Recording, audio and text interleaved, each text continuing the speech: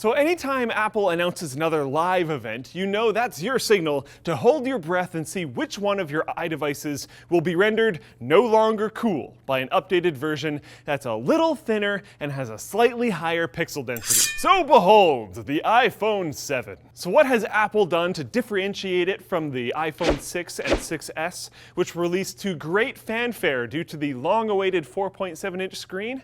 Well, the most obvious change is Apple's decision to ditch the conventional 3.5mm headphone jack in favor of a single Lightning connector. But why get rid of such a mainstay of portable electronics? No, the answer isn't courage, despite what Apple said in their product reveal and got roundly lambasted by basically everyone with a social media account. Apple claims that removing the headphone jack saves space inside the iPhone, making it easier to include as many other features as possible, such as the barometric vent that they added to determine altitude, or perhaps to make the $159 wireless AirPods an easier sell. Now, of course, there's a great deal of speculation that Apple might have done this since it now owns Beats, which is a huge player in the Bluetooth headphone scene, or that they might have done it to boost the popularity of Lightning headphones, which third-party companies would have to pay royalties to Apple in order to manufacture. Whatever the real reason may be, you'll need to use an included adapter if you want to keep listening to 3.5mm analog headphones. Charging and listening to music through wired headphones at the same time will require purchasing a third-party adapter. Not the most elegant solution. And speaking of removing features, the physical home button that can actually be pressed downward is a memory as well, as Apple has switched to a touch-only home button that incorporates Apple's Taptic engine that will give the user haptic feedback. Pretty cool and likely less prone to failure, though some folks will definitely miss a physical button. But a change much more likely to be welcomed by all is the addition of stereo speakers. So now it won't sound like the audio is just awkwardly coming out of one side of the phone when you're watching a video in landscape mode.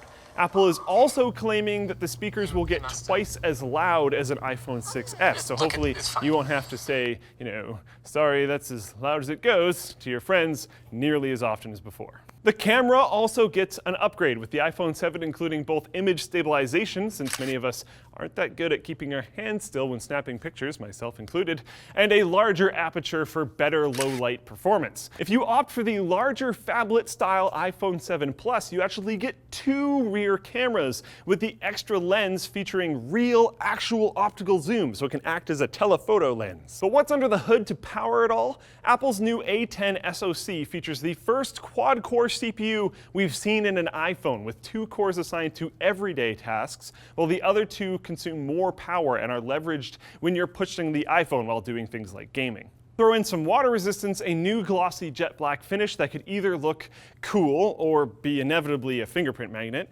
and a slightly longer battery life, and the iPhone 7 ends up being a not insignificant upgrade from the 6 and 6S.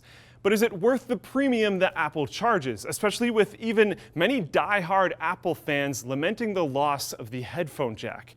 Keep an eye on the Linus Tech Tips channel for a full review of the iPhone 7, as well as an upcoming Tech Quickie episode on its new operating system, iOS 10. Braintree's V.0 SDK makes mobile payments fast, easy, and seamless. You can add it to your app with just a few lines of code and you're instantly ready to accept Apple Pay, Android Pay, PayPal, Venmo, credit cards, even Bitcoin. And if some other way to pay for things comes around, they'll add that too. Braintree's fast payouts and continuous support means that you'll always be ready, whether you're earning your first dollar or your billionth.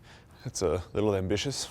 If you're interested and want to integrate this so you can start making money by selling things through your app right now, check out braintreepayments.com/techquickie.